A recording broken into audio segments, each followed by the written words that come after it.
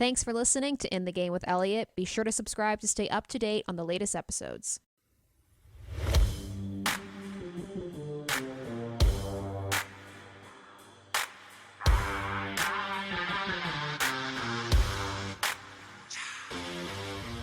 Welcome everyone to In the Game with Elliot. I'm Elliot Georgiadis, and on this episode, I had the absolute honor of speaking with Robert Paylor.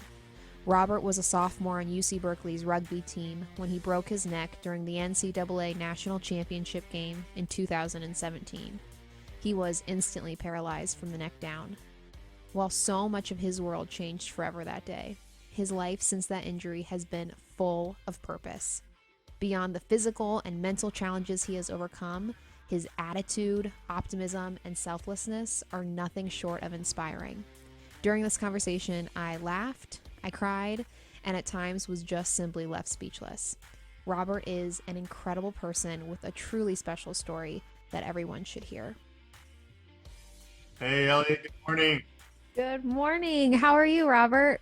Great, how are you? I am great, thank you, and I cannot tell you how much I appreciate you doing this. I am so excited to get to talk to you. Yeah, absolutely. Happy to be here. Oh, good. I wanted to start off by saying congratulations, because I know that you just recently got to walk at your graduation. Did you finish your degree last year, but because of COVID, you just got to have your ceremony? I graduated in May of 2020, but obviously around then that was just peak COVID, and all graduation ceremonies were canceled back then, which was obviously a huge disappointment for me. I worked so hard not to just graduate, but to be able to physically walk across the stage. And I was disappointed when they had to cancel that, but understood it. But yeah, a couple of weeks ago when they were able to have that ceremony and I stood up on my feet and walked across that stage, I mean, talk about the turning a dream into reality. It was just amazing. Yeah. What was that day like? Were you with your family? What'd you do? Yeah. So I started out and I went down with my mom and my grandparents from Sacramento, and I met up with my rugby coach. His name's Tom Billups, and he's the guy who's helped me with all my physical therapy over the last couple of years. And when I returned back to Cal, I was kind of nervous, because I wanted to continue on my rehab. Like I wanted to continue to get better. I want to walk again, and I have to continue put the time and work to be able to do that. So Coach Billups, who's a rugby coach, he doesn't know anything about neurological rehabilitation. He just steps up and says, okay, what do I need to learn? Who do I need to talk to? What do I need to read? Like, what do we need to do so that when you come back to Cal, you don't stop, you continue to speed up. So I mean, some of my most significant progress has actually been under Coach Billups, the rugby Really? coach. Yeah. Wow. Yeah, that's amazing. So anyways, I absolutely wanted him to be there with me and to help me walk across that stage. My girlfriend as well. I don't know if I mentioned her already. So we processed over to the Greek Theater, which was our auditorium for the day of the ceremony. And I could see my family over there in the crowd and some familiar faces from classes and whatnot, able to catch up with them. And I had some jitters. I definitely had some butterflies going on in my stomach. It was kind of like the pregame jitters you get before going out and competing. But once I was like on the stage, everybody's there. It's like it's moment. Then it was like game time, and those jitters go away, and it's time to just like get up and do your thing. I remember, they called my name, Robert Jeffrey Paylor, and I stood up, and we all had it like lined up, ready to go. There was no failing on this one. And went up and, started walking across that stage, and then I'm looking at my feet, but then looking over the right to the crowd and just seeing everybody on their feet, just elated and erupting in an applause. It's easily one of the happiest moments of my life. And it's one of those things where all those years, it was like 1,576 days, I think it took me to go from my injury to that moment. And every second of that was worth it. That's a pretty incredible full circle moment, just going through something like you did and now progressing to the point that you have, which has not been an easy road, but to be able to have that moment, I had seen that video that you had shared, and I just thought that it was so incredible for you to get to do that with, especially, I didn't know about your coach that when you've been back at Cal, he like what kind of training has he had to go through to help you continue to do your rehab while you're there? I'm really blown away by that he wanted to be able to do that for you. Yeah, it's pretty amazing. It just shows the strength of the Cal rugby program. And the Cal rugby program is the most successful collegiate sports program at any division, any gender, any sport or level at all. I think it's 33 national championships that we've collected. And Wow. that's only with the tournament being around for about the last 45 years. So the level of success is just unmatched in terms of winning championships. But the culture that's around that program it evidently speaks to that level of success. It didn't just come out of nowhere, and doesn't continue to go as players come and go and whatnot. Yeah. um because of coincidence or just really good athletes or something like that. Mm-hmm. I mean, it's a really strong culture, and Coach Billups is certainly a living example of that. I mean, when anybody talks to him, he's like, I will continue to be Robert's coach either until he waves the flag and tells me to stop, or they shovel the last bit of dirt over my body. Like, I will Wow. always be his coach. And he will always be a coach to anybody who comes to that program. Very selfless person, lives according to our Cal rugby values better than anyone. He just, I mean, his training was very informal. He talked to some people who he knew that were in similar situations to mine, did some reading, and had my physical therapist come over and put together kind of a workout routine just to get us going. But from there, it gets kind of simple with these injuries, or at least my approach to it. And that's, if you want to get better at walking, walk. Do it till Wow. you drop. If you want to get better at standing up, stand up till you can't stand up anymore, and just do that day after day after day. The name of the game with this injury is just reps. It's building back that connection from my brain down to my muscles. And my brain is fine, and it always has been fine. My muscles even are totally fine. Nothing's wrong with my muscles. It's just this snip in the spinal cord that I had with my injury, and we just have to work our way around that and try to find new routes and build new connections, to be able to do something like open my hand or twitch my toes and walk. So that's really what it was. But we're setting goals, and we're tracking progress to those goals. And if we are seeing progress, great, let's keep going with it. But if we're not, then let's change our approach. And just like any goal in life, we broke it down that way. And I continue to use that, and just Wow. use his guidance in my workouts today. Well, I love hearing you talk not only about the program, which I think the statistics for the rugby program are incredible, that Yeah. it's I mean, talk about, again, just a really interesting aspect to the context of what you went through. And I love hearing you talk about your coach and the culture, like you said, and how committed he is to the program and the team, but to you as a person, not necessarily as a rugby player, but you just as a person and as a human being, and how much he wants to still be invested in your success. But for people who maybe aren't as familiar with what the accident was, can you kind of walk us back through 4 years ago, that day, what happened? Yeah, so the day was May 6th, 2017, and it was the day of the Collegiate Rugby National Championship. So at that time, we were fighting for our 31st national championship, I believe, and I was Huge day. starting. Huge. Big day. It's a Yeah. day of legacy, really. When you're a national champion, you're not just a national champion for a day, you're a national champion for life. That banner always stands on the wall, and that's something you can always share with people. It's something to be very proud of for the rest of your life. And I knew that. I was ready for that. I had found rugby in high school, and at first I had no clue what the game of rugby was. It's kind of this weird European sports for just like crazy people to go out there and hit each Right. other. But my high school in Sacramento was very good at the sport.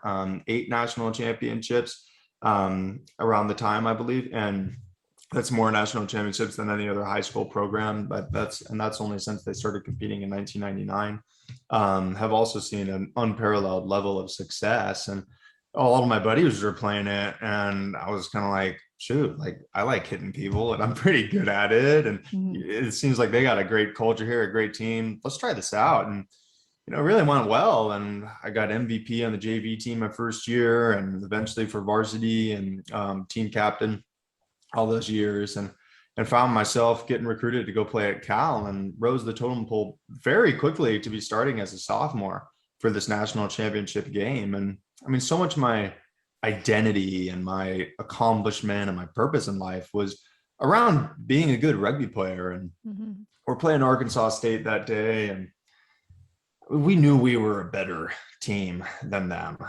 We were very dominant that year, and we had done a lot of film study on Arkansas State. We knew their strengths and what to look out for, their weaknesses and how to exploit them. And I remember just going through the motions of the day, like those same pregame jitters that I had before the graduation ceremony, and going into the pregame warm up and just talking about the game plan, and getting ready to do something, to compete, and to something that lasts forever, have an accomplishment that lasts forever. And we kicked the ball off, and it was very early on in this game that the other team committed a penalty. So we did in rugby what's called kicking it into touch, which is like kicking it out of bounds. But with the penalty, we received the ball, and we were going to have a line out, which is like an inbounds in basketball or soccer. And it was a very obvious mauling situation. And for those who don't know rugby, a maul is when the bigger guys group together in a single unit and push to advance the ball, and the defense's job is to come into a single unit and stop us from pushing forward. And it's the boiler room, and it's like where the big guys thrive. And I was a big guy. I was 6'5", about 240 pounds, like lean, and I was put on that field to move people. That was my job, was to be stronger than them, and to move these people who didn't want to be moved. And we're just like 5 meters out from scoring this thing. So I'm like drilling here on this field, thinking, let's go, Rob, drive this thing in. And as I'm doing this, I remember players start entering in from the side, which is illegal. You're not allowed to do that in the sport of rugby, and the ref's not calling it. And the first player who came in, he binds me in a headlock, and he's pinning my chin down to my chest. Now, normally in rugby, this would be an automatic yellow or red card. It's immediate suspension from the game, either for 10 minutes or in its entirety. And still, the ref isn't calling anything. He also wraps me around by my leg. Penalty. Ref's not calling anything.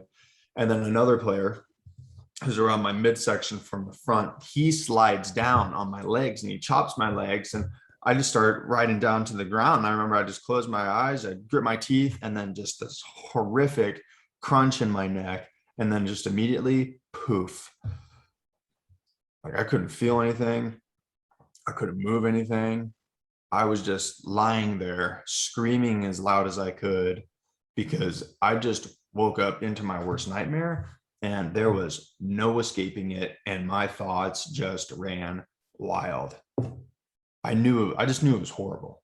I knew that my life was forever changed, that I had broken my neck, and that breaking of the neck had led to quadriplegia, complete paralysis. I was completely detached from my body. I couldn't feel anything, probably below like my collarbone level, so I could feel the pain in my neck from it just being broken. I could feel my face, and I could breathe a little bit. My diaphragm wasn't all the way paralyzed, thank goodness. But other than that, there was no connection whatsoever. I mean, even when, the medical staff, they sprinted out there, and, they're saying like, Rob, what's wrong? What happened? And I'm like, I broke my neck. I can't move. And keep in mind, while this is going on, this is how crazy the sport of rugby can be. They're still playing like around me, very close to me. So I'm horrified, thinking if someone falls on me, lands on me right now, my injury could be much worse. I could even die in this situation if someone were to land on me. So the medical staff was trying to make sure that as the play returned over to where I was laying, that wouldn't happen. Now, this was another failure of the referee to not call the game at that point. In the sport of rugby, if there's an injured player who's very far away and it's not that serious of an injury, they're kind of holding their ankle or something, then they'll allow play to continue on. But if you have a body laying on the field like a corpse, you call the game. You call the game and just pause and let's focus on the medical attention to this player. But they weren't doing that until we eventually scored on them, and play was naturally discontinued. But going to that dark place, I was there immediately. I knew exactly what had happened, how horrible it was, and that the prognosis of these injuries were oftentimes very bad, very chronic, that there was nothing they could do. So obviously it was very sad when I saw my parents on that field. I was going to say, who was the first one to make it to you down on the field? For my parents, it was both of them at the same time. My dad got on a knee and was kneeling to my right, and my mom was just crouched right behind me. And I remember them coming over and saying, like, Robert, we'll never leave you. Like, we're here for you. And I was broken, and I was trying to make them proud, in everything I did. I wanted to be a good athlete, but be a good person too. Just be like a really good son. And in this moment, like, I couldn't be strong. There was nothing I could do. All I could do was mutter through my tears, like, I love you more than anything in the world. I love you more than anything in the world. And I was eventually stretchered off the field and got rushed over to the hospital. And we started taking some medical imaging, X-ray, CT scan, MRI. And when that was all over, my doctor came over and he said, Robert, your injury is bad, really bad. And the reality is you will never walk again. You will never move your hands. And we're going to do our best so you can do something like pick up a piece of pizza and bring it to your face. And if you can do that, you beat all the odds. If you can do that, you made it. Oh, and he didn't even stop there. He said, you ruptured the disc between your C5-6 vertebrae. You have fracturing in your C5 and C6 vertebrae. And what's happening right now is the area in your spinal cord is swelling. And under that swelling, the sheath that goes around your spinal cord is disintegrating. And it will only continue to get worse unless we stabilize this region, which is why I recommend a spinal fusion surgery to you. But the catch is that it's a potentially life-threatening surgery. My condition was very destabilized at that point. I was already spiking fevers up to like 103, 104 degrees. This is just a couple of hours after my injury. I was going to say, this all happened really quickly, didn't it? From the time? Extremely quickly. Yeah. And this was the thing too, it gives me this prognosis. And not only was my condition very destabilized, but they're doing surgery through the front of my neck here. This is a lot of important real estate. Like, if something goes a little bit wrong, the effects are very, very catastrophic. So they said I had about 30 minutes to make the decision, because with these spinal cord injuries, you need to go into surgery within 8 hours of your injury, or else your outlook on having a good recovery just severely declines. So at that moment, I started getting on the phone, and the first phone call I made was to my religious advisor. My faith is very important to me, and in this moment, like, I needed my faith. I needed prayers, and I needed God. So I called them and I told them about what happened. I just wanted to preach together, actually, so I could receive the sacrament of anointing the sick. That way, if I died, I would have a better chance of going to heaven. And like, I'm 20 years old in this moment. Wow. I'm like dealing right now in that moment with my potential death. And he's like, yeah, absolutely. I'll get a priest over there for you immediately. But before he hung up on the phone, he gave me this piece of advice. It's just like carried me ever since. And he said, Robert, what happened to you is terrible. Yes. And throughout this journey, there's going to be a lot of things that you can't control. You can't control what happened to you, and you can't control how your body responds. But the one thing you can control is your mindset.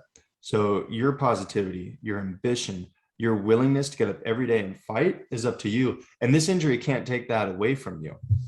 Your positivity throughout this is a choice, and your ambition is a choice. Choosing your mindset is something that you can do. And in that moment, I didn't have a lot. I didn't have the odds on my side. I didn't have signs of life going on in my body. And I didn't have some doctor saying that everything was going to be okay, but I did have that choice to react in a way that would make me better. So that's what I did. I chose to go into that surgery and give myself the best chance I had at a recovery. And I remember just saying goodbye to my family and saying my prayers. I got rolled into the operating room, and that concluded May 6th, 2017.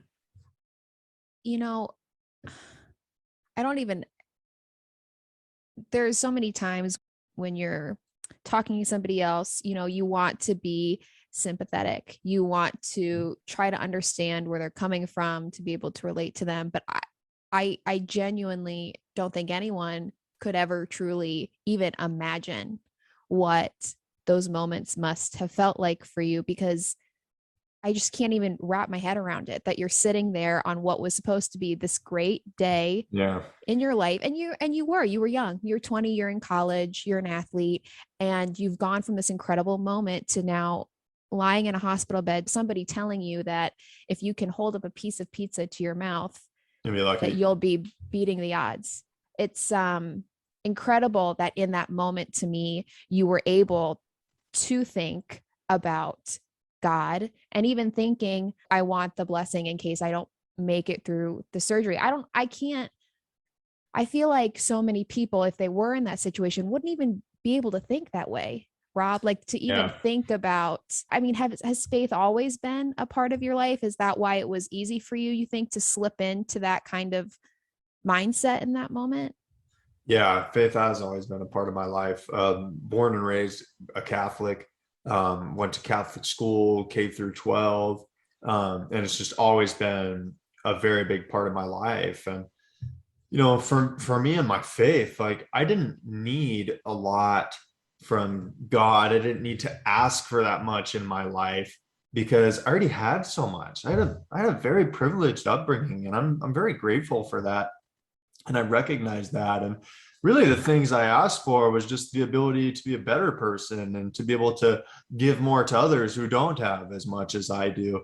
But I found myself in a moment where I needed a lot. I needed some very serious healing.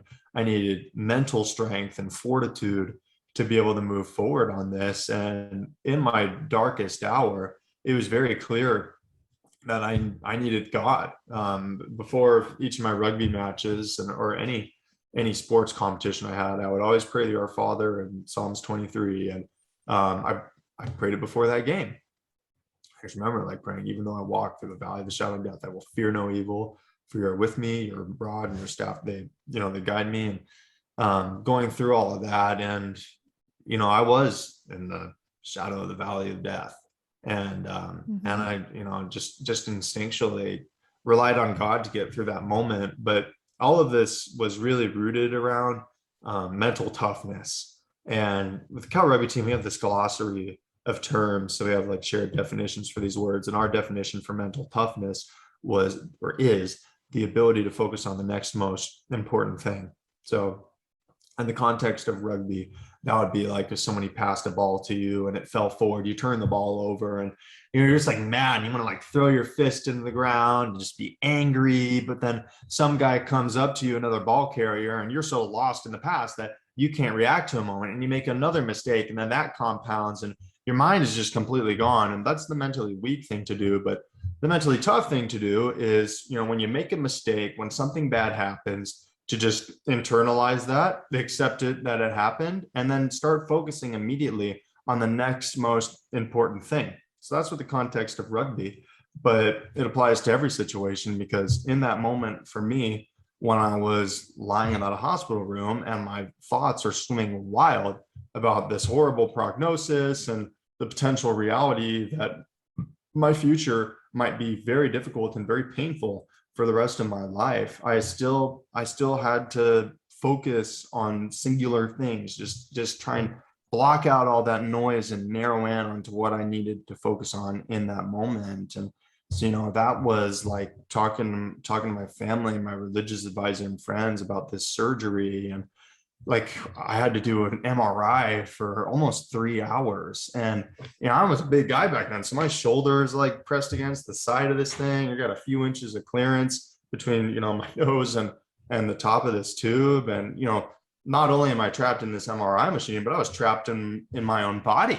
And the emergency kind of button they had, if you're like panicking, was this ball that you squeeze. And I couldn't move my hands, boy. I couldn't even yell. My diaphragm was too weak. But the mentally tough thing to do in that moment was just to sit in that MRI tube and let them do the scanning that they needed to do to be able to identify what happened to me and know what to do for this surgery as well. It wasn't an easy thing to do, but it was the next most important thing to do. And just following that principle really helped me get through that challenging time when there was just so much noise and so much going on, to just focus in on one singular thing and give all my mental attention to that. Yeah, I think it's interesting that you say that, because you mentioned how easy it was for you to continue to let your brain spiral out of control, and all the things you're thinking about and all the things that now are going to be changed in your life. And so switching your focus on what you were doing right there in that moment and what you could do, I think that's, like you're saying, is a great lesson for lots of aspects of life. But again, I'm just impressed that you were able to do that you were able to kind of have that mental toughness to stop that wild train of thought and try to focus on that moment. After the surgery, tell us about what those next couple of days were like. Because the surgery was obviously successful, but that in and of itself wasn't without its challenges. Yeah, after that surgery is when the challenges really began. And the surgery, it couldn't have gone better. The surgeon did an amazing job, but I woke up and I immediately had to start fighting for my life. We immediately noticed that I couldn't swallow anything. I had so much swelling in my neck that I forget what it's called, but whatever the flap is that covers your windpipe when you're swallowing, it was getting blocked. So I would try to swallow, and liquids, food, whatever I was trying to swallow would go into my lung, which is extremely dangerous. And I didn't have an ability to cough. My cough, with everything I had, all my strength, was just like, it was nothing to be able to move this stuff out of my lungs and put me in a very scary position. So it was a 3-day process that we took, taking a tube and shoving it up my nose and down to my stomach so that I could be fed and I could live through this. I mean, talk about the worst pain I've ever felt. It was true torture, but again, mental toughness, focusing on the next most important thing. I had to eat or I was going to die. So we needed to get this tube at my nose. And I broke my nose so many times playing rugby. So it wasn't a straight shot. It wasn't an easy thing to do. And I contracted pneumonia on about day 2. They said it was aspiration pneumonia. It might have been from a piece of turf on the field that got into my lung, or maybe a germ that was on the ventilator when they put it into my lung for the surgery. But regardless, I had pneumonia and I had immediately started to have to start dealing with it. And it was every 3 hours, somebody would come into the room and they just start slamming down on my chest, and I'd breathe in fumes to loosen the mucus off the walls of my lungs. And I mean, it didn't matter whether it was 3 p.m. or 3 a.m. or any hour in between. If it was time to do respiratory therapy, I had to do respiratory therapy. And I was just filling jars with this crap coming out of my lungs. And it was horrible. I was utterly exhausted. Every 2 hours, somebody had to come in and move my body so I wouldn't get a skin sore, because I couldn't feel the pain of a skin sore and I couldn't move my own body to be able to avoid it. Every 1 hour, someone came in to check my vitals, and I was spiking fevers up to 105 degrees. And you want to talk about being in the valley of the shadow of death. My goodness. I mean, I could just feel death sitting with me in that hospital room, waiting for me to quit. I was even scared just to go to sleep, because if I went to sleep, who knows, maybe my lungs would collapse under all this stuff in my lungs. And, I would wake up unable to breathe because I'm choking on something. and a nurse wouldn't be there to help me, and I can't call them in, and I can't reach the button to call the nurse in, or touch it. I mean, it was a horrible time for me. But I had this goal to get better. It was pure survival mode, that I was not going to let my effort be the thing that stopped me from getting through this. It was going to have to be something that I absolutely couldn't control. But if I could make the decision to keep moving forward, I was going to do that. But even throughout all those moments, I was never alone. My mom never left my side unless she was forced to with hospital regulations. I had my family, my friends, complete strangers going in to visit me all the time. I was never sitting there by myself, just alone with me, my paralysis, and my thoughts. And I don't know if I could have done it without them. I really don't. It was a very challenging time in my life. It's the most challenging thing I've ever done in those first 3 weeks. But I did get through it, and then I could finally start the rehabilitation process.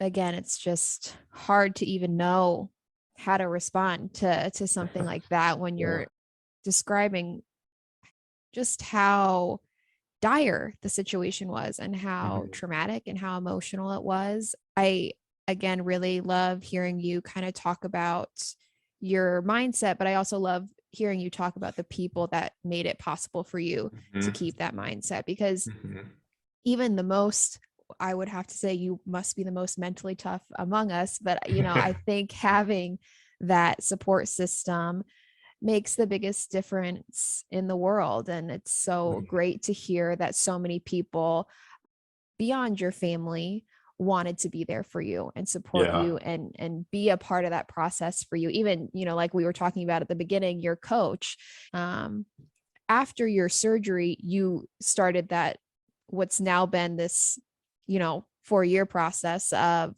the rehab. You first went to Craig Hospital. Is that's right? So tell us a little bit about the hospital there and what they did. That place was absolutely amazing.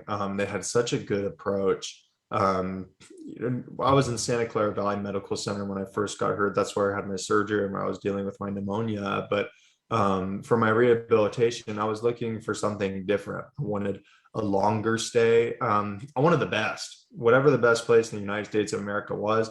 That's where I wanted to be. And I guess I'm going to interrupt you really quick because I should mention, so you had been told when you were in the hospital, if you can, pick up a piece of pizza to your mouth, that's beating the odds. And you weren't willing to accept that. Right. No, so that's why, so that's why when you're looking for a facility, you are all in, you are not going to accept what other people are saying to you. Totally. Yeah. We all have one life. It's no secret to any of us. And it's up to us what we decide to do with that one life. Things happen to us, but we always have the ability to choose and respond in a way that makes us better. And I just couldn't accept that the biggest goal I would be going for in my life was just to pick up a piece of pizza. Because when we set goals and we have visions for our life, it's not what the goal is, it's what the goal does. And to have a goal that's set like that low and that underwhelming is not going to motivate us to get up out of bed and put in work day after day to go and achieve that goal. So my goal was what I wanted, and that was to be able to walk, to not need to use my wheelchair ever again. Now, of course, that was an extremely daunting goal, and my odds of achieving that goal were probably 0.1% or less. I mean, a very, very horrible odds, but still possible. Still something that could happen. And I think that statistics are that way because not everybody puts in the effort to make it happen or has the resources to make it happen. I had amazing resources and was ready to dedicate my entire being into making this goal happen. So once it was time for me to have my rehabilitation, and yes, I was looking for the place that was going to get me out of this wheelchair, I went to Craig Hospital over in Denver. And I showed up, and I still had a lot of issues to deal with my pneumonia and inability to swallow. I got a skin sore on my tailbone that put me on my back for 2 weeks, wasn't allowed to get out of bed. But But I showed up there and they just immediately started taking care of all these little things that people would miss and that could have put me in a tough situation. So I could see like, these guys, they really know what they're talking about.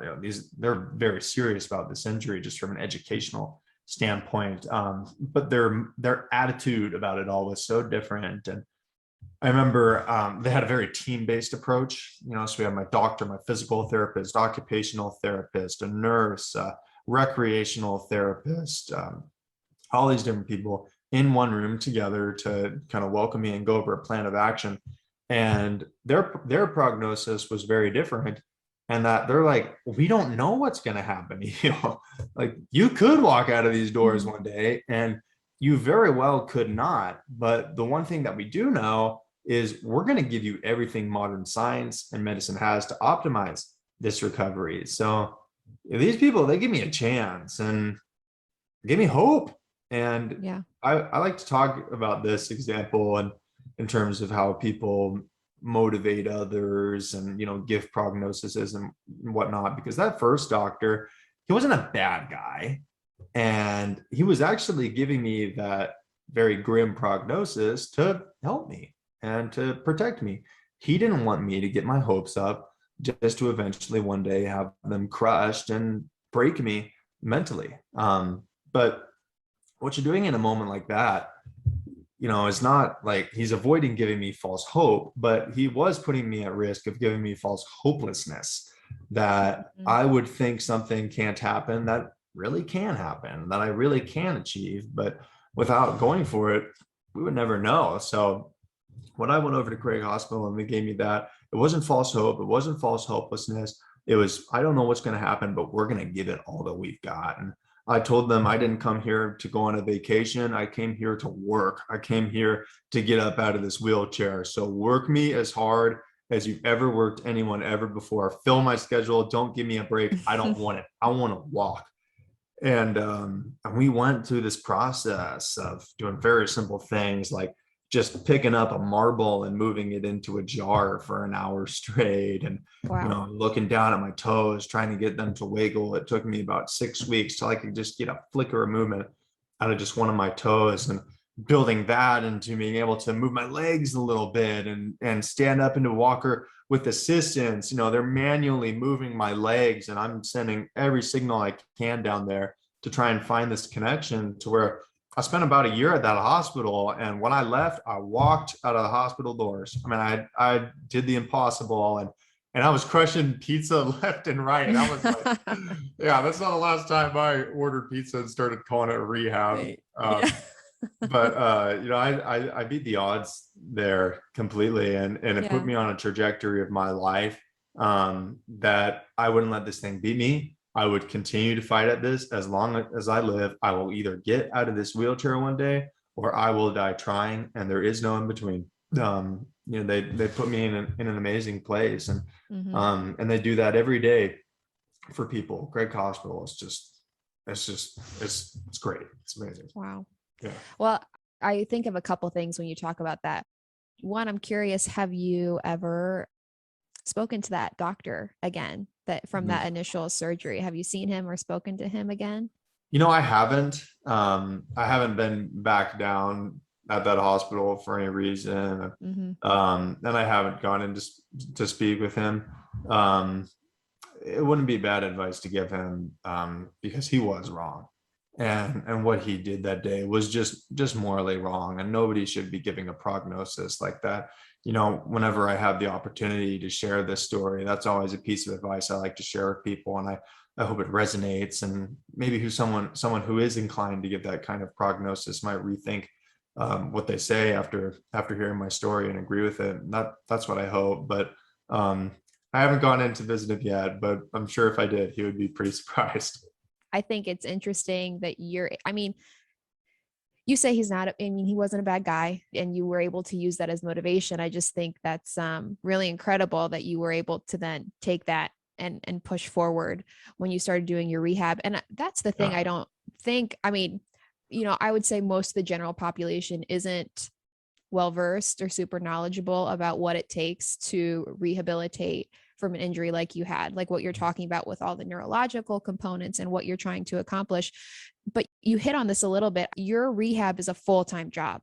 And Yeah. when you're trying to rebuild the way that you were, exhausting. I have to imagine it's exhausting, and you're pushing yourself all day long like Yeah. that. So I'm curious, there has to be moments along the way though, where you were really digging deeper, right, than some other moments. What were you saying to yourself on those days that you had to really dig deep?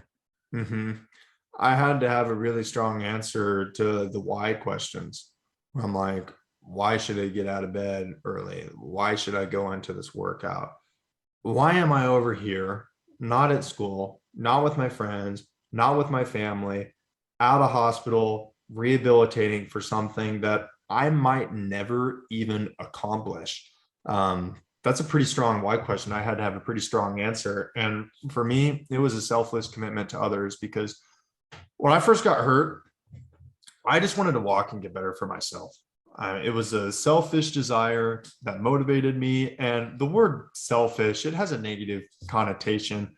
But that desire wasn't necessarily negative. Like, who could blame me for just wanting to be able to walk and move Right. and be independent for my own personal satisfaction? But it all changed pretty quickly, and it changed in this one specific moment.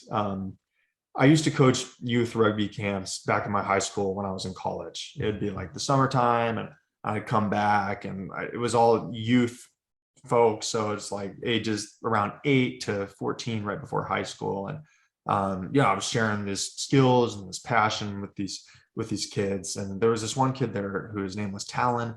And Talon was one of the smaller kids on the field, but he like played with heart. He was like a Rudy type and just scrappy. Like, everybody loves someone like that. And I would like give him the ball and pick him up, and I'd like bob and weave in between these 12-year-olds so he could go score. And we just shared this bond. And it was about 5 days after my injury that my high school was hosting a prayer service for me, and they're praying for my healing and praying for my strength. And it was on this day that my dad shows me a picture on the phone of someone who I don't recognize and is obviously fighting for his life. His hair is very thin. It's bleached white. This kid is thin as a rail. His skin is just incredibly pale. And he says this kid is Talon. And Talon was diagnosed with stage 4 cancer. And it was a part of this post that his mom wrote a caption. And the caption went along the lines of, Talon wanted so badly to be there at this prayer service to pray for Robert, but had to be here. And this bond we shared at the rugby camp, and he's wearing a Jesuit rugby shirt and says like Jesuits, or Talon's wearing his Jesuit rugby shirt so that one day when he beats his cancer, he can go play rugby just like Robert inspired him to do. But in the end of this message, it said, stay strong and keep smiling, Robert. Your strength helps Talon stay strong too.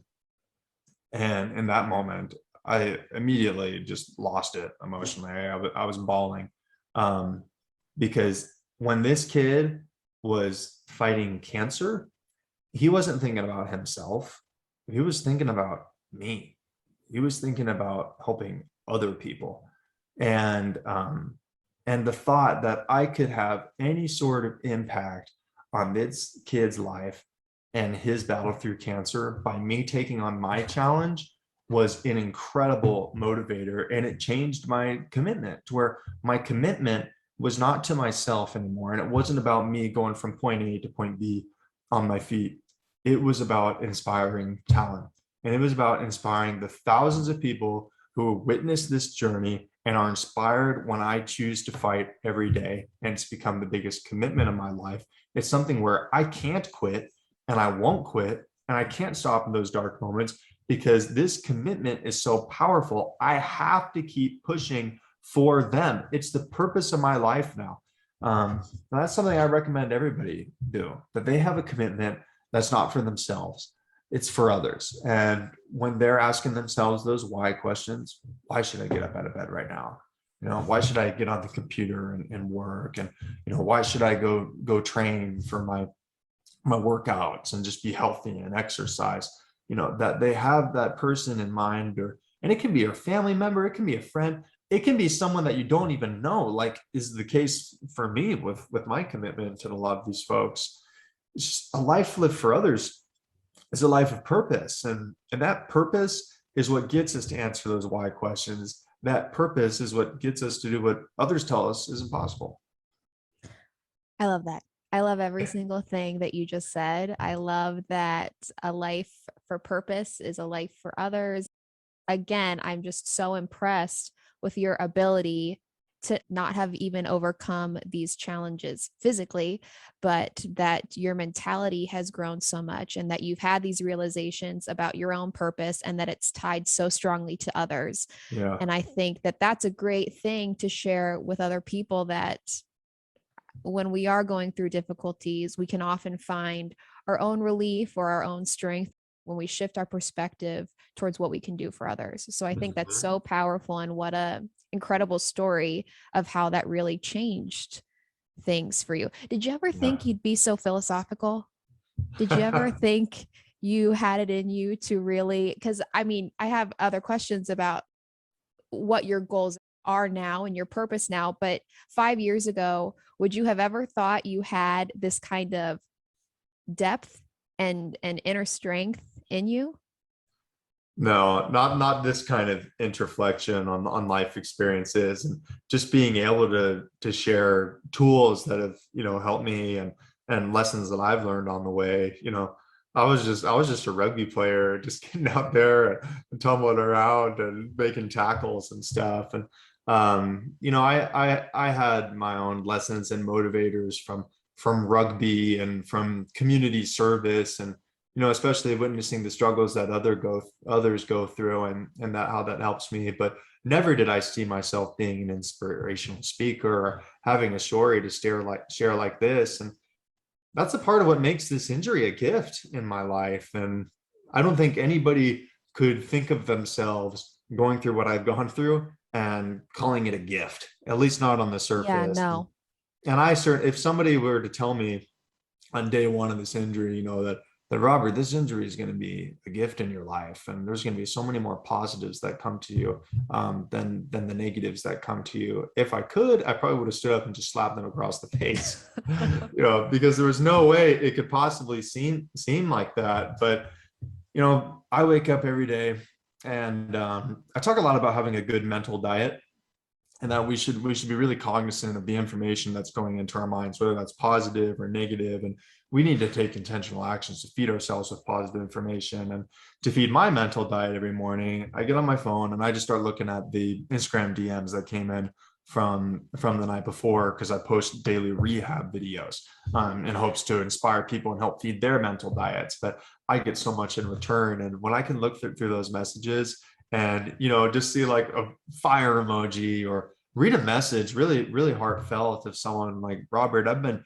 battling alcoholism for years, and it was just a losing battle. I wasn't able to win, and I've been following your story, and I see your faith and your perseverance, and I'm 63 days sober now. Or someone who's like, I've been really struggling with a weight problem, and I've tried dieting, I've tried exercise, but I just can't keep moving forward. And man, I'm 52 pounds down for in the last 2 years. And I read stuff like that, and I mean, I'm just overjoyed. I'm elated, and it shows me the purpose behind all this, and it shows me the gift that this gave me. And it's something that's so strong to where if I could go back and change what happened to me on May 6th of 2017, I wouldn't.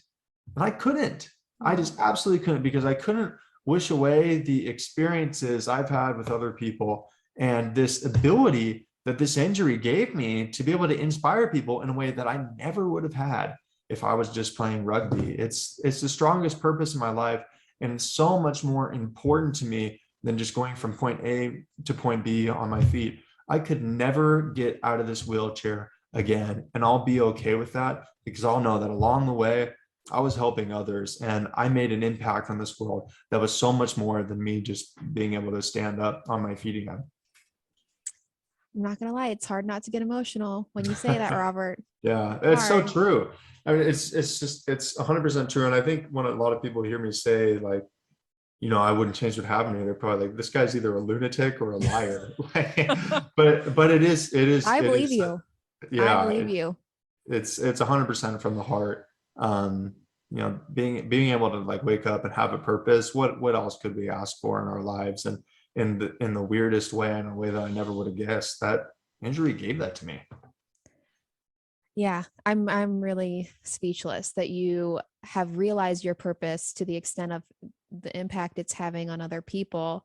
And because you know that now, you wouldn't change it. I think that's just awe-inspiring. I don't even have another word for it. I'm really just blown away, especially again, you were 20 when this happened. Yeah. What are people worrying about when they're 20? Playing games, friends, going out, dating, Yeah. all the things that we're worried about at 20, and you've had all of this thrust upon you. It's just really inspiring and really incredible. Something you mentioned though, when you're talking about mindset, and I've heard you speak about this before, and this is something else I love as well. Mhm. You make a difference between mindset and mood because Yeah. you don't think they're the same. And I feel like everybody should hear that. So why don't you explain what you mean? Yeah, I talk a lot about controlling our mindset. It's what my religious advisor told me before I went into that surgery, that I can always control my mindset.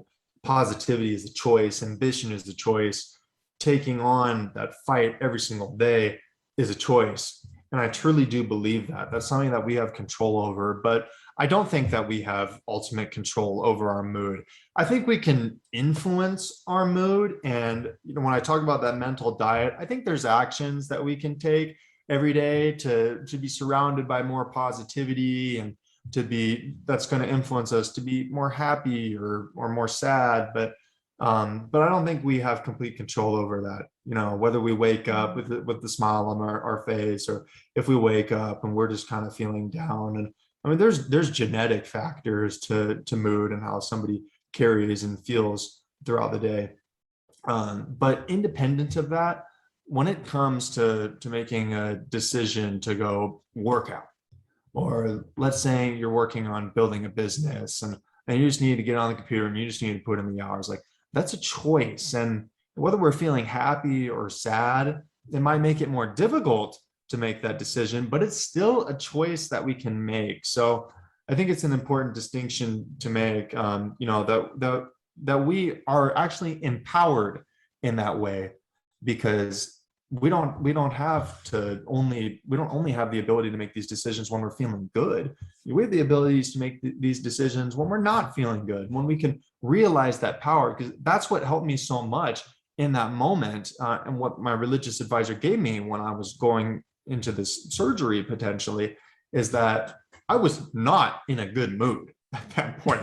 I was far from a good mood, and it was a very long time before I was in a good mood. But no matter how I was feeling, I could still make those decisions to push forward and to have a good mindset. And having a positive mindset, that doesn't just mean that you have a smile on your face. That means you're an optimistic person. That you look into your future and you see good outcomes, and you're going to do what it takes to reach those positive outcomes. That's what I think a positive mindset is. And we can think and act in that way regardless of how we're feeling, because that mood is just something that we're not going to be able to control in the moment. I feel like that's something lots of people think about, but I've never heard articulated that way, that our Mm, mindset can be different from our mood, because I really believe in the power of a positive mindset. That was always one of my favorite things to talk about with my students, was the power of our mind, mm, and how mhm. your mindset, and like you said, what we take in can really influence our body and our Yeah. actions and our circumstance. But at the same time, that doesn't mean we're always happy. That doesn't mean we necessarily don't have bad days. You're allowed to be grumpy. You're allowed to be sad. You don't want to discount someone's feelings. So I love that you articulate that in such a great way, because I feel like Mm, there's so much for other people to take away from that. And that's the other thing I think about a lot when reading about you or following your journey, Robert, is that so many people who go through challenges and different kinds of challenges, sometimes it makes you better and sometimes it can make you bitter. Mm-hmm. And there are people who kind of cling to those challenges and allow it to make them bitter and say, you can't understand what I'm going through. You can't help me because you don't understand, which, Yeah. we can't always understand what somebody else is going through. But then I look at you and you genuinely are in a circumstance that no one else in the world can understand. But you're saying, no, there's something here for everyone. There's something about my story for everyone. And again, that's just something that blows me away, that you're able to want to share your experience with other people in that way. So, like, at what point for you along this journey did you really start to feel like I have something that I can offer to others?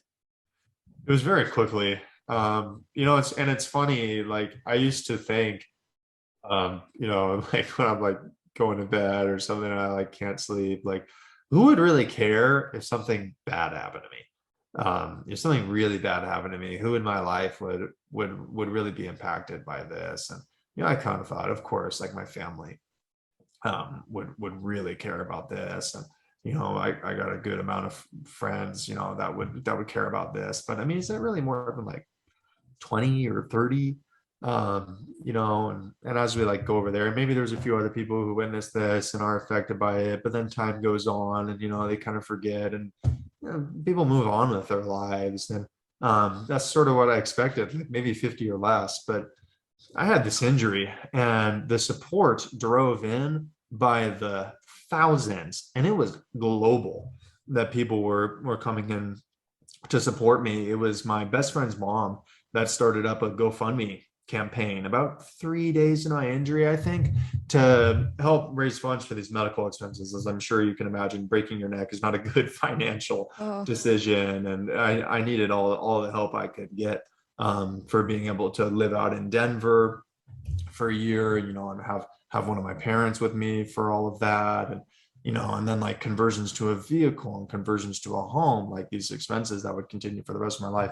I needed that financial support and I got it in amazing amounts. But this emotional support that I received was just as powerful for me to take on these challenges. But when I was receiving this support, it was very clear that it, they weren't just doing it to help me, but they were also getting a lot out of it too, by me choosing to take on this challenge. And I'd read the stories back then, just like I do on my phone now, with those Instagram messages I read every morning of people who are all going through a challenge themselves. But by seeing me go through this, it's able to inspire them to overcome what they're dealing with in their lives, because my challenges are just visible. Like, you look at me and you can see that I'm a person who has to go through a lot every day. It's just the nature of my adversity. But every person has a challenge. Everybody has a goal that they're looking to achieve. And that's a challenging thing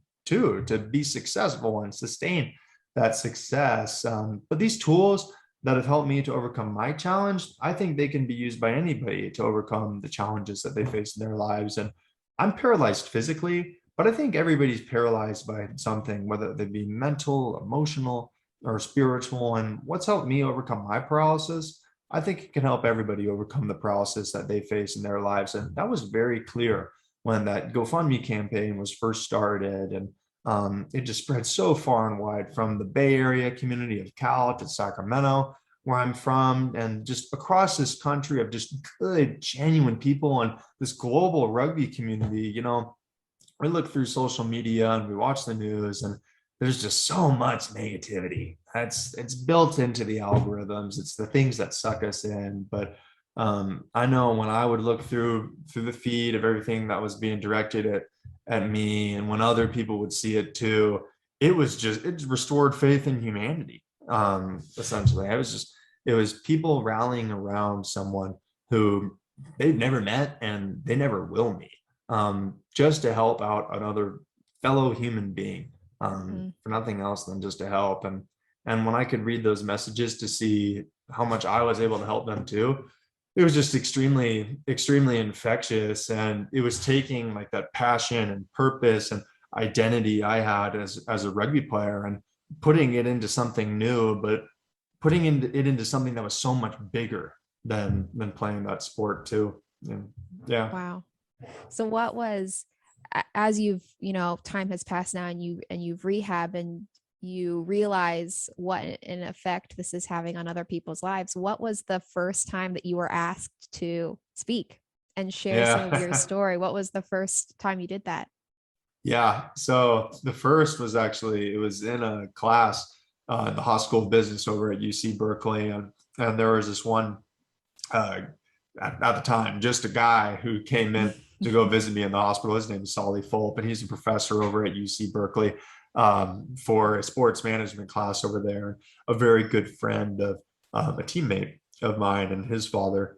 And he came in, and this friend's dad, he would come in to visit me all the time, and he had no problem like bringing in people like, you got to meet this guy and stuff like that. But at that time I was really fighting for my life when he came in, and he didn't tell me, but later on he said he'd leave that hospital room and go home to his wife, and he's like, I don't know if this kid's gonna make it. I don't know if he's gonna survive this. But when we were in that room, I really wanted to get into the High School of Business, and you had to apply either at the end of your sophomore or junior year, and I was looking forward to applying the next year. So I hadn't been accepted yet, but me, I was just I just had big visions, big goals for my life to help motivate me and push me out of this. And I told him, I was like, I'm gonna go back to school in a year. I'm gonna get into the High School of Business, and I'm gonna take your class. And so he's like, I love it. He's like all fired up about it. So when I returned back to UC Berkeley, I wasn't able to register for his class on that first semester that I came back. But he was like, I really want you to come in and speak to my class. And he was kind of planting these seeds in my head of, this is something that I could do for the rest of my life. It's like, Robert, you've got this amazing story and you tell it so well. Everybody in my class has some sort of challenge. Come in and share the tools that have helped you to overcome your challenge that they can use to overcome the challenges they face in their lives. So I got together with our head rugby coach, and his name is Jack Clark. And he's really done so much for this program. And I think he's responsible for like 27 of the national championships that Cal has seen. He's the most successful coach there is in American rugby. He's an amazing coach, an amazing person, cares about my story so much. And he does a lot of public speaking, culture consulting for companies and whatnot. So I came over to him. I was like, Coach, can you help me craft this speech? And can we sit down together and really unpack these experiences that I've had and how we can, put this into a package, a gift, and give that gift to someone else. So we sat down and we spent a lot of time on this speech, and we got together for a long time, over a semester, every week. And, I would read through the speech, just word by word, line by line, discussing and thinking about it. I'd go back and work on it and come back and we work on it some more. And, I gave this speech, and it was so clear, like how much this moved people, especially like it was an 8 a.m. class. So like everybody's, pretty tired in college and stuff. And, it's college age too. And like, sometimes early that morning, like people are just gonna be really disconnected, but everybody was just like locked in on the speech. And, they're laughing at the jokes and they're crying in the hard parts. And then in the end, it's a standing ovation. And here I am thinking like, this was amazing. I mean, this is something that I want to do nonstop. And I did a couple internships over with Intel, the very large semiconductor company, and I was in operations, and they were having some tough operational times. So they asked if I would come in and speak to all of America's operations team, which is, a big deal as an intern, just like the low guy in the totem pole, like talking to, these very successful people in the company. But I shared that speech and, kind of tailored it to them as well and what they were going through. And it was the same reaction. Laughing, crying, standing ovation, and people coming up to me, like, Robert, you're doing great here as an intern, but this is something that you can make a career out of. This is something that you can do to make a living and to help others. And I was just thinking, like, people would pay me to do this, and like, this is something that I can sustain myself off of. But just to be able to share this message more and more and more, I was just so infected with that idea and wanted to go make it happen, to where here I am today, just 100% focused on on being able to share this message. I'm writing a book as well, to Wow. put this in a long form and be able to give that to other people too. So working on that, and it's the purpose of my life. It's greater than anything I could have ever imagined. That's really just so incredible. And I actually think it's really cool that a big part of this was pushed because of your friend's dad Yeah. who drug in this professor to come visit you. And then you developed a relationship with him and he wanted you to speak. I think that's just really cool. And I Yeah. love that you've had your eyes open to all these possibilities of how you can do more and help more people. Yeah. Because you've done some pretty big stuff. You mentioned Intel. I think you spoke with Visa. You've done a TED Talk. And I feel like Mhm. TED Talk is like the barometer for speaking success. Like when you Yeah. hit the TED Talk status, you have really made it. What was that like? It was pretty exciting. It was virtual. This was during like peak coronavirus Mhm. pandemic. So unfortunately, I wasn't able to sit on the red dot Yeah. on the big black stage with Mhm. the audience there and everything. But regardless, such an honor really to be able to do that and see that my story has been able to have that much impact to be able to give that talk. But yeah, all of these talks mean equally important to me, whether I'm speaking to Intel or Visa or Samsung, these like great Fortune 500 companies I've been able to speak to, or smaller businesses, sports teams, and I'm going to go to speak to an elementary school in a couple of weeks and help inspire them. And because everybody has a challenge, like I was saying, and these tools, I think they can help everyone. And it doesn't matter who I'm talking to. It means so much for me to be able to share this story and do these things. It's what keeps me getting out of bed in the morning. It helps other people, but it helps me so much too. Yeah. What do you, when you're talking about this, if you could have dropped into that room that night before you went into surgery, what would you say to Robert, who was walking in the valley at that moment? Yeah. You know, I probably wouldn't have said like everything's going to be okay and you're going to do these things, because like that's not what I needed to get to Mm-hmm. this moment. But the one thing I would say to myself in that moment is like, don't take a second of this for granted. Don't try to put your head down and just get through this and wish days away that till you can everything's eventually going to be all right. Because every single day that you're here on this earth is a gift. You need to treat it like that, because I fought a real mental battle between trying to keep my head up, be grateful for every moment, even when I'm getting my chest slammed on for these breathing treatments, and they're putting tubes up my nose. Like, I don't need to be grateful for that's happening, but we should never wish a day away, because, and especially in a state that we're in right now, being so lucky to not be in a hospital, not be worried about our health, because I would have given anything in that moment to have what I have now. And I know that there's millions of people in this world who would trade in their situation for mine in a heartbeat. And that perspective, is something that we haven't talked about yet, but it's so important to me. Like, it fuels me so much, and it's something that I had to find. And when I really found it was on this trip to Lourdes, France, and I was invited to go on this religious pilgrimage. Lourdes is a place of miraculous healing, and I was invited with about 25,000 other people all across the world to go on this pilgrimage to go seek healing. And while I didn't leave this place walking, I did leave with this gift of perspective, because I was talking to people who are like, Robert, I have stage 4 cancer. My doctor tells me I have 6 months or left to live. And I've got a beautiful family, a wife and children that I love so much. I'd give anything to be with them. Or I was talking to a guy who had ALS, and he's like, Robert, I move less and less and less every week until the eventual reality where I won't be able to move anything. I won't even be able to open my eyes or breathe, but I'll be completely clear in my head. And, just like these other people, got a beautiful wife, got beautiful children. I love them so much. And I want this healing so badly. And I hear stories like that, I think of stories like that, or see them online. And I'm just like, remind me not to complain about anything ever again. Because if these people were in our situation, they wouldn't be upset when they have to wake up early in the morning. They'd be excited that they get to just get up out of bed, or, upset that they have to go work out. They'd be excited that they get to just move their body and work out.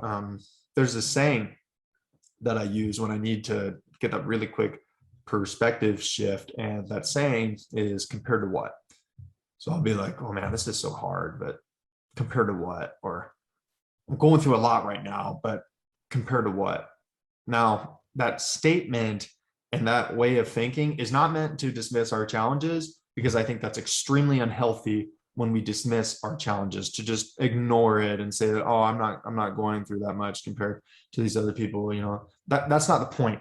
Mm-hmm. The point is to put our challenges down into perspective, to help us realize that what we go through is overcomable. And in every moment, there is so much for us to be grateful for. So, if I had to talk to myself on that day one in that hospital room, with those thoughts swimming through my head and stuff, is to be able to access that perspective and to use it in a way that I'm grateful for everything that comes my way. Every moment that I'm able to spend on this earth, I'm going to keep my eyes open for it, and I'm going to appreciate it, because there's so many people in this world who would give anything to be in my situation, even in my lowest moment. That's true perspective. Yeah, that's a great point. And I think it's impressive that you are able to be aware and take a different perspective, because you talk about, not complaining. And you would think if anybody could have a little grace for a few Had a few complaints every reasons, once yeah. in a while, you would have a few that you could let slip. But this discipline that you have, and this, not again, we've talked about the rehab part, so it's not even just the physical discipline, but this mental discipline is really incredible. And just your ability to try and shift how you look at something. I think it's really touching. And again, I love that you have taken this experience and are saying to people, let me give you some of this. Let me give you some of what I have learned. Yeah. Let me share a bit of this with you. Because I think people could go their whole lives and not be able to do that. And even for you, I feel like it could have taken a lot longer for you to get to that point than you did. I've heard you say before that, this isn't a sad story. This isn't a depressing story. This is a good story. And Yeah. that's something else that I'm blown away by. Because even at what point did you feel like you really accepted that into your heart, that this is not necessarily the worst thing that could have happened to you, which is something else that you've said?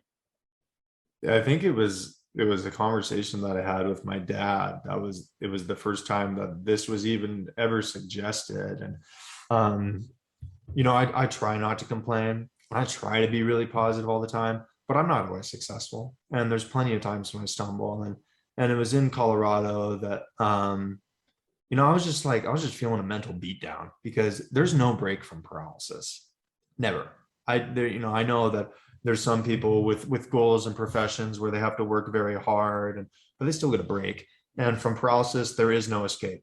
None. I have to deal with it all day, every day. And that can be really frustrating when I'm struggling to just do something like pick up a cup, or just to be able to move around, do these really basic things that at one time I did without even thinking. And now they're either extremely difficult or impossible for me. And I was really feeling the effects of that one day. And my dad and I, we were both at a restaurant, and I was just kind of feeling down, and he was trying to pick me up.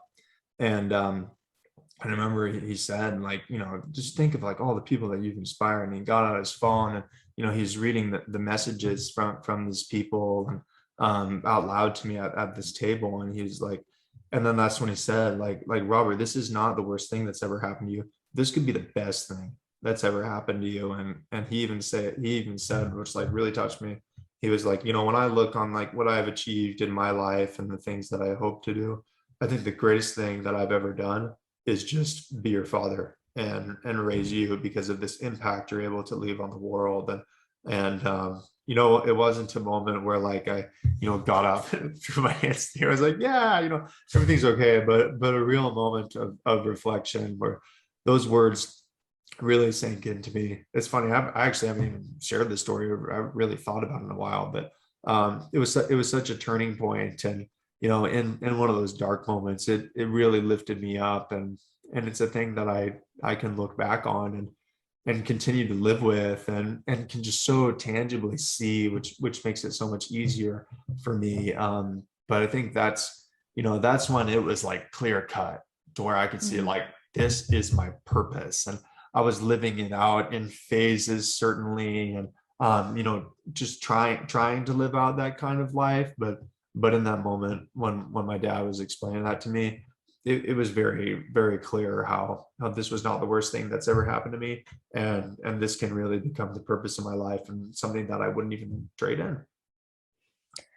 Well, thank you for sharing that story. And I Yeah. just, yeah, your attitude is just so, like I said, inspiring and really touching. And I'm a big believer in collaboration. And a lot of times when I do these interviews with different people, I like to ask others, what's something you would want to ask, or what are some thoughts you had? And I was talking to somebody just last night, actually, that I really admire and respect. And she was saying to me that you're talking to a living miracle, Elliot. You're going to get to talk to this living miracle. And how incredible is that? And I was like, you know what?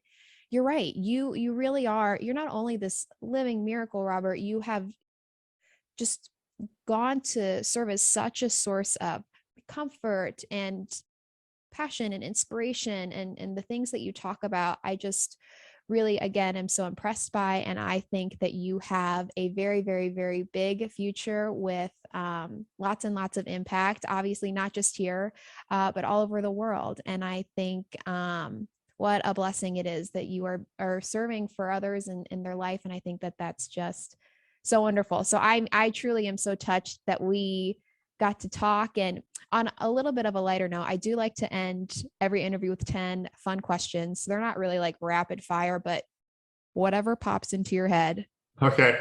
you give me. Okay. Sure. Are you ready for this? Yeah. First, I just have to say thank you, though, too. I mean, it means so much to me. And I'm very lucky to, like, I've worked really hard. I continue to work really hard, but I'm such a lucky person, and I have such an amazing support system. I've had so many people help me to get to this moment. And, when I'm walking across the stage at graduation, or just walking around my house and doing these things that were supposed to be impossible, it's not just me taking those steps. I mean, there's thousands of people there with me, who have helped me to be able to do this. So I'm a really lucky person, but thank you so much. And that just, Yeah. it means the Of world to me. course. No, I genuinely, when I say I'm impressed that you are so articulate, and that you are so thoughtful, and that you have so much wisdom to share with others. Like I said, probably a lot of people at your age wouldn't be able to reach those philosophical thoughts. But I think, your perspective on things and how you've chosen to progress through this journey is just really, really moving. So Yeah, thank you. yeah. Okay. 10 questions. Here we Ending go. 10 fun questions. Here we go. The first one is, what is something that makes you smile? Oh, good food. I like cooking. I love it. Yeah, I like cooking a lot. I like the idea of just like getting together with my friends and family, and like making something cool for them and sitting down together. Yeah, it makes I you feel like smile. we could now have a whole other episode just on food. Yeah. But tell me then, what's something that you feel like you make really well? Brisket. Yeah, it's not a common thing out here in California, um, but it's something like I kind of got obsessed with, just like smoking meat and stuff. So I Oh, love is it. that a Like, hobby of yours? yeah, I enjoy like smoking stuff, and kind of like just that good old Southern style of cooking. I like eating it so much, so I figured like I have to learn how to cook it. Well, because you are from the Northern California region, right? Yeah, born and raised. Yeah, Well, yeah, that is interesting that you have a love of Southern cooking. yeah, it just tastes good. Yeah. I don't think anybody would argue with you. Number 2 is, what is your favorite word? Favorite word? Man, I don't know. I've never thought about that. Well, to be honest, the first person I did this with was Ashley Adamson, which is Oh how I yeah. had learned about you. Was when I had interviewed her, and she had a strange word. She picked something strange. My favorite word I've realized since talking to people is cheeseburger. Cheeseburger. It's cheeseburger. It's fun to say. It's my favorite food. It's not necessarily super like deep, right? It's not. Yeah. Um, I know what mine is now. okay, good. Before I It's keep saying stupid words, go ahead. it's gritty. I love the word gritty. I love what it means. I love how it sounds. I love saying it. Love hearing it. Yeah, That's a gritty. good one. You wouldn't pick a word like cheeseburger. You would, of course, have like a great, inspiring, or something Yeah. more meaningful than that. That's a good one. Gritty's Yeah. definitely a good one. Number 3 is, what is your favorite smell? Favorite smell? Movie theater popcorn. Yeah, that like just sucks me in every single time. I love movie theater popcorn as well. You've had a very interesting, diverse couple of answers here for these first 3 questions. I love it. I think that's a Yeah. fun one too.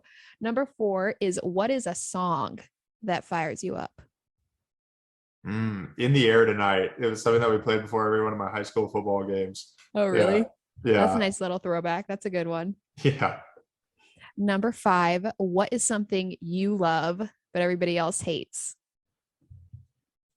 Uh, I really like black licorice. I know a lot of people who don't like black licorice, and I'm You like, know who the only person is I know who likes that is like my 92-year-old grandmother, Robert. yeah, So, I'm an old soul. Yeah, no, I love black licorice. And like whenever I would always get that like in college and stuff because I knew like my friends wouldn't eat it, so I could just like load up on that, and it's gonna be like totally safe in the you wouldn't have to cabinet. share your snacks. Right? Yeah. That's so funny. Black licorice, like the hard one or the soft one? Both, all of Oh, it it, doesn't matter. whatever I can get my hands on. All right. Yeah. Um, what is the most rebellious thing you did as a teenager? Hmm. I'm curious because you went to Catholic school, so I'm not sensing that You you know, were maybe too. I was a pretty good kid. I mean, like even like on prom night and stuff, it would just be me and my buddies playing video games and eating pizza. Like we're kind of lame that way. Rebellious thing I did as a kid. Oh, now these are the hard questions, Elliot. I Overcoming was gonna say, I paralysis have is a like, feeling that this, again, the favorite word and the rebellious thing, I should have anticipated what your answer would be on that. yeah, rebellious thing. I'll tell you one thing that eats away at me to this day is Catholic school. Everyone's gonna think I'm like so lame about this. This is just like a filler answer. Okay. Is like we used to like have like duties like clean up the lunch yard after like everybody ate lunch, and like a couple people had missed, so they're like, okay, like no more missing lunch. Like I don't care what your excuse is. Like if you're on lunch cleaning duty, you got to be out there to do it. And I was at a challenge math course, like an accelerated math course during lunch, so I missed it, and I got like my first and only citation of K through 8. So yeah, it was Okay, pretty. so you're telling me that the one time you can think of where you got in trouble was because you were such a smarty pants. You were in the smart math, so you missed your cleanup time. Like I said, everybody probably hates me for it, but it's a No, filler answer. you're gonna win. I think at some point there's gonna be some kind of award for the most PG rebellious thing, and right now you're gonna be at the top of the list. Yeah. All right, next question, number 7. What is one of your guilty pleasures? Oh man. Like jazz music, kind of. Oh, Like interesting. yeah, nobody my age like listens to jazz, but in high school, I learned how to play the French horn, which was like not something I wanted to play. Actually, I just wanted to play an instrument, and my teacher kind of forced me to learn how to play it because nobody else did, and I think he just thought I could like tough through it and handle it, which I did, and like I ended up like loving it and got pretty good at it.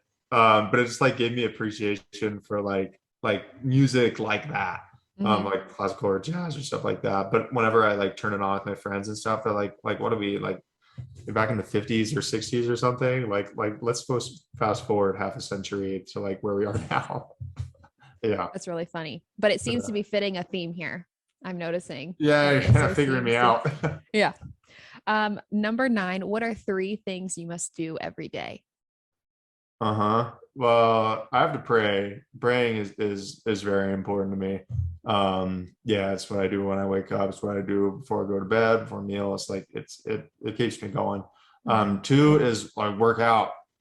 I gotta exercise and keep working towards this goal. Like it doesn't have to be like some big long thing. It's just got to be like something. If I go to bed not having like put a workout in, then it just eats at me.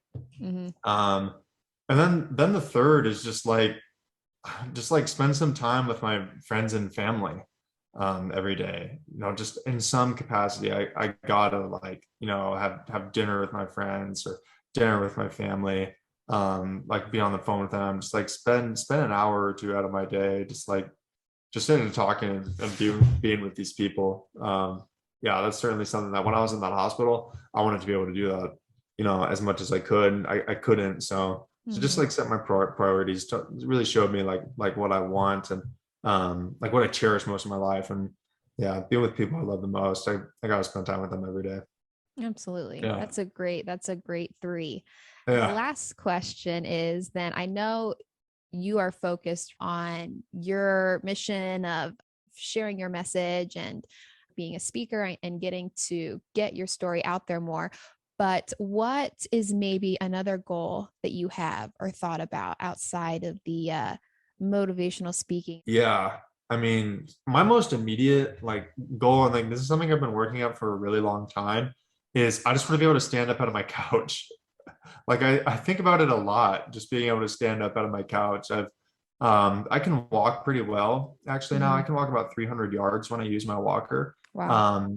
And I can stand up out of my wheelchair now. I can stand up out of my bed and into my walker. But that darn couch over there, I just I Really? haven't been able to stand up from it yet. And so when I was talking or texting with my coach Bill, it's the guy who helped me with my rehab and walking across the stage and stuff like that. He was checking. He was like, okay, like what's the next goal? And I was like, I really want to be able to stand up out of my couch. So I can just sit on my couch and just be more functional and not just walk around for rehab, but just walk to walk. That's what I do. And then it was kind of like, okay, then like, what do we got to do to get there? What's the plan? What's the equipment that we need? Stuff like that. So it's like, that's my big goal right now. That's the thing I'm working on, stand up out of the couch. Yeah. And then it's on to the next one. Yeah. Well, I love it. I believe that you are going to stand up out of that couch. I believe that you are going to continue to touch the lives of many, many people all over the world. Like I've said, I'm just so honored that I got to talk to you and hear more about your story. And I just find your story really inspiring. And I'm so excited for you to continue to do what you're doing. So thank you so much for wanting to take the time to do this, because I really appreciate it. Absolutely, Elliot. I appreciate you reaching out and setting this up so much, because this gives me that venue to be able to share this story. And if anybody was inspired today and wants to follow along, I'm on all the social media pages. There's not a lot of Robert Paylors out there. So it's not hard to find me when you search it. Sharing my daily rehab updates and just providing general inspiration to folks who need it. So I'm so happy I was able to share this story today and hope that it continues in people's lives. I absolutely think it will. And I'm determined now that every single person I know or have ever met is going to know who Robert Paylor is, because I think everybody should. So thank you so much. And I'll reach out to you soon. Okay. All right. Sounds great. Have a great rest of your day, Elliot. Thanks. You too, Robert. Bye-bye. Bye. Thanks again for listening to this episode of In the Game with Elliot. Be sure to subscribe and leave a review. Also, check out In the Game with Elliot on Instagram, Twitter, and Facebook, or watch full episodes on the YouTube channel.